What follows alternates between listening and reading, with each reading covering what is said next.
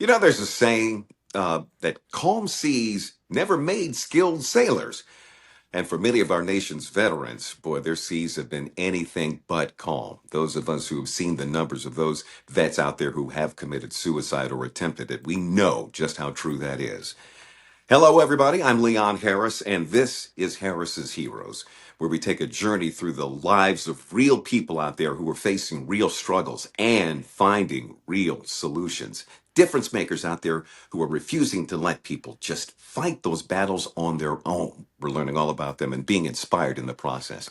Now, in our very first episode here, we drop anchor, if you will, in Annapolis, Maryland, where I met a group of really inspiring veterans. These are veterans who may be scarred from their service, both inside and out, but they were amazingly able to find peace, purpose, and even healing in something called the Valhalla Sailing Project. Now, this program is unique and it really blew me away when I learned about it. It's about more than just learning how to sail. It's about self rediscovery through teamwork. And also, these veterans who are in the program learning that they've got the wind at their backs and they've got a crew around them supporting them both literally and figuratively. These stories are raw. The strength of these people, very, very real, and the impact is undeniable. This is Harris's Heroes. Let's get right into our first interview on Harris's Heroes, the podcast. And this subject today is absolutely perfect because this is exactly what I want this podcast to be all about. Every single day you are encountering in your life, I am doing the same thing. Every single day, there are people around us who are doing things that you have no idea that are making a difference in lives around you and maybe even in your own life. And if you knew it, it would make you go, really? Well, that's what happened when I met Dr. Jeremy Dublon, who is joining us right now. Dr. Dublon, great to see you in this particular way because the first time you and I met, you were preparing to cut my foot wide open. Thank you, Leon. Thanks for having me on, and I appreciate being here today. So, yep, I am involved with the Valhalla Sailing Project. My day job is a foot and ankle surgeon, podiatry, and as my hobby and on the side, my true passion is donating my time to the Valhalla Sailing Project. And see, that came up while Dr. Dublon and I were talking about my health situation, and that's exactly what happened. I had told him about my journey through recovery, and he told me about a project that he was working with veterans on that just completely blew me away, the Valhalla Sailing Project. And I'm thinking, how do you put those two things together, veterans and sailing? And it really is something that you've got like magic happening on the waters. Doctor, tell me about that. So the Valhalla Sailing Project is a veteran-run and supported organization out of Annapolis, Maryland, arguably the sailing capital of the world. We're focused on helping veterans combat suicide and depression, as well as the hidden injuries of military service through the sport of sailing, both racing and cruising. We have 4 Learn to Sail clinics a year through the summer, where we introduce veterans who haven't learned how to sail into the recreational aspect of sailing. So over 2 days, folks get on the water with our coaches in Annapolis. Through both sailing and education time in the classroom, they get the experience of learning how to sail, the teamwork, the camaraderie, the pressures, and the high intensity of both racing and cruising on a boat. So these are veterans who have never had any experience at all sailing, right? Correct. Some of them may have had some experience, but this is a refresher. And the entire goal of it is to build the community around veterans through the sailing and racing, cruising aspect of being on the water. We also have off-water events, but really the focus is to have the community. It's not really to win races. That's the thing. I would never put in my head the words recovery and sailing together. What is it about that experience that makes this connection? What is it that happens in their brains or inside them somehow, some way that helps them through their whatever it is they're battling? Well, to get to the root of that, Leon, I think we have to discuss about why veterans are different, right? So a lot of veterans, when they leave the military service, are used to having high intensity situations. Their baseline of stress is higher than the normal society's level of stress. Yeah. Number one. Number two, they're used to being in a teamwork and they're used to accountability, okay? These are things that aren't necessarily found as readily in society today. We use the teamwork aspect of racing to reignite that sense of teamwork in a stressful environment. You Hmm. can understand that racing a sailboat, just like racing anything, is pushing things to the limit, both people and boats. And when you have teamwork that happens under those stressful environment, things seem normal again for these veterans.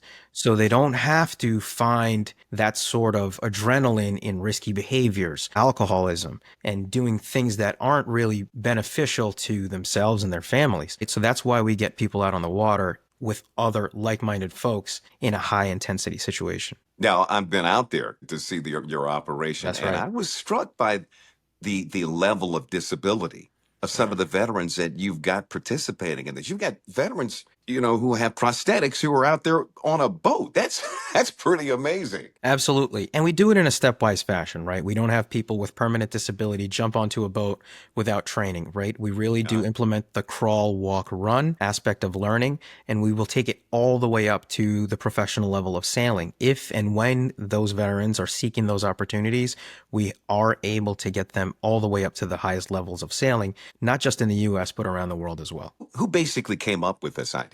Yeah, so the idea was founded 10 years ago by a Marine door gunner, Mike Wood, and a Special Forces physician assistant, Jay McGinnis. And they decided to use the sport of sailing to do just that, help veterans heal. They themselves were fortunate enough to find sailing independently and have sailing essentially save them. They'll tell you that sailing did save their lives, Hmm.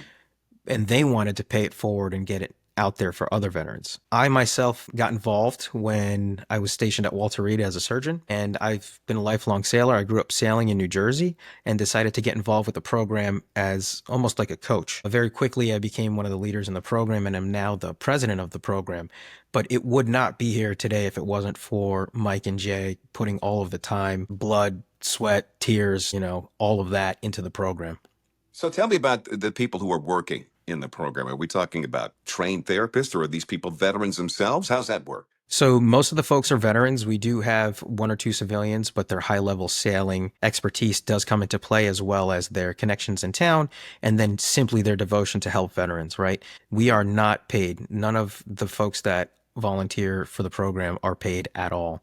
We Really? have we have now close to 1,000 veterans who have come through the program, and we continue to get 15 to 30 veterans out 4 times a summer every single season. This is shaping up to be our most busy season simply because we have a lot of interests, and we do race Wednesday, Thursday, Friday, Saturday, and Sunday. We have training sales on Monday. The only time the boat doesn't really go out is on Tuesdays. And these aren't fake races, right? These are actual real competitions No, you no, guys are in. sir. Yes, yeah, you're right. So today is Thursday. Yesterday was Wednesday. So Wednesday night racing in Annapolis is pretty famous, right? Our boat went out yesterday and actually got first place, something we call the Bullet. Nice. Thank you. Thank you. Against a couple of very, very stout competitors, but overall, there's about 130 boats on the line. So I like to tell people that on a Wednesday night, there's more people on the water than there is on land because each boat has an average of about 6 people, and there's 130 boats out there on the line. Wow. And yes, That's got exactly. to be a So sight, man. absolutely, we could definitely take you out there sometime. Absolutely. You got it. Absolutely. Yeah. One of the things, Doc, that I love about this, and as I learn more and more about it, veterans, they're not sitting around waiting for somebody to just come in and pick them up and help them. This Correct. is a case where it's veterans helping veterans, but you've got to pull them in. How do you reach out to veterans out there who might really need your help? You know, nonprofits in general take time to gain steam, whether Uh-huh. that's through notoriety, good work, right, and reach. That's something built over time. Like I said, this is our 10th year. So we are now fortunate to have a lot of demand. But in the beginning, it was all word of mouth, right? We had a lot of interest from the community being in Annapolis for coaches, but we had a hard time to get the word out to other veterans. And it really was just word of mouth. But we knew enough people, right? There were enough veterans involved with the program that knew enough other unique veterans to get people in year after year after year. And it's just Mhm. been gaining steam so much. And now we're actually fortunate enough to be involved with Walter Reed again, personally for me again, with the adaptive sports program where we take the most recently injured active duty, not veterans, out on the water through their recovery processes. And we've had a lot of people who were most recently injured. The first thing they do outside of Walter Reed and outside of therapy and rehab was pulling on a rope. Is that And right? And you could see that that's the first time that they felt quote unquote normal in a long time. So it really closed the loop for me working in the Hmm. orthopedic department at Walter Reed. And then now being separated from the military, still being able to give back to those same patients. It really is fulfilling. I couldn't tell you how rewarding it is for me. I was going to ask you about that. What is it about it that hooked you first? I'm a physician, and I can't tell you how valuable it is to give somebody some sort of therapy without using drugs, without having to cut them, without having to see them in a clinical setting, right? You're giving these people the tools to help themselves. And at the end of the day, the water is free, right? Like, Hmm. it doesn't belong to anybody. I Yeah. mean, there are wars being contested over water right now all over Yeah. the world. And there's been a lot of people, veterans or not, who have gotten bit by that bug of sailing. And I tell people all the time that have not been sailing, and I think I told you this too. I Hmm. said, be careful, man, because it'll change your life. When you get out there on this little postage Yeah. stamp of a boat and you realize that, especially with sailing, that you don't need any fuel to go around the world and you could be Yeah. self-sufficient, it changes your outlook. It really Yeah, you does. you taught me that by showing me how to go around that harbor, That's it. just using nothing but the wind there, and that really is saying something. You said that the water is free. The water is free, and the water is freeing. It seems like it does something. There's something about that experience, about being there on the water, that touches a part of your soul, part of your humanity in a way that's really healing. It's natural, right? Yeah, yeah, Because we as people, we're meant to be on land and travel and, go different places. When you go out on the water, whether it's the ocean or the Chesapeake Bay, and it's either dusk, nighttime, the early morning, and you can't see all the city lights, yeah, it looks the same as it did 100 years ago. yeah, You yeah. can't tell what year it is when you look out on the water. Can't You even tell can't what tell day what it is. you can't tell what you can't. Yeah, you can't even tell what state it is. You can't tell what country it is. Absolutely not. All you have is you and yourself and your own instincts, and you really internalize a lot of things, especially when you sail by yourself. Yeah. Do you But have we'll a? get into that. I have to ask you this. Do you have a favorite, or I guess a most special experience story with a veteran out there? A veteran? Yeah. Yeah, 100%.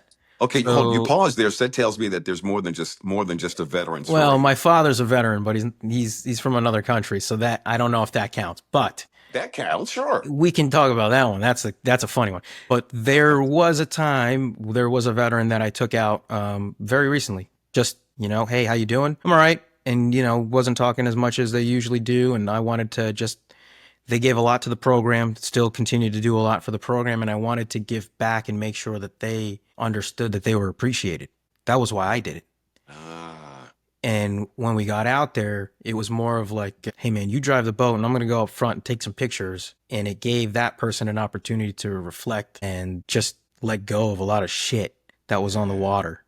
Pardon my French. But yeah, just let go of all that crap that was bothering them on the water. And you could see that it changed their perspective, even if it was just 5 minutes, yeah. because we were out there at sunset. It was pretty quiet. And you could physically see this. Yeah, I mean, you could see these people battling with emotions out there, even when we're going out with a big group, right? Learning in a new environment is stressful, but so was the military, but so was learning in a stressful environment with a group.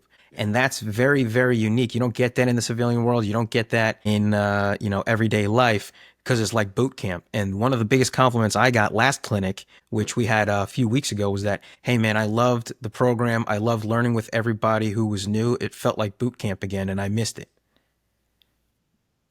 There you go. So, There you go. we are recreating different phases of whatever, Uh-huh. but it's familiarity for folks. Yeah, and that lowers the barriers that are keeping them from getting the help and getting the healing that they need. Correct.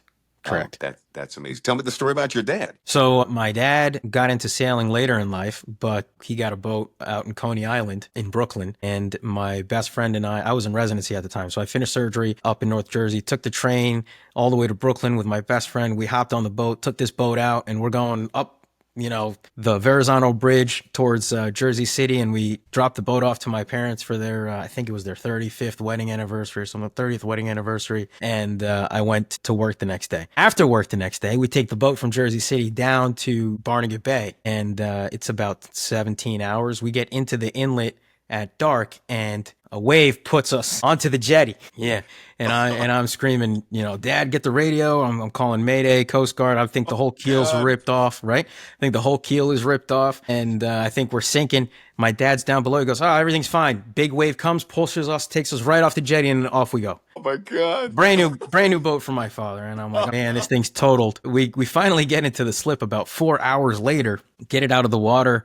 There was a little crack here and there, but it taught me that, the boat is going to be stronger than you think. And you are stronger than you think. We as There you people go. are stronger than we think, right? So, and this has happened a couple times in my life. You think that you've reached your limit and then you push a little more and you're like, wow, I can give a little bit more. I Oh, can give a great. little bit more and I can, succeed a little bit more and do a little more things. So sailing is very, very representative of life, Yeah. kind of like golf.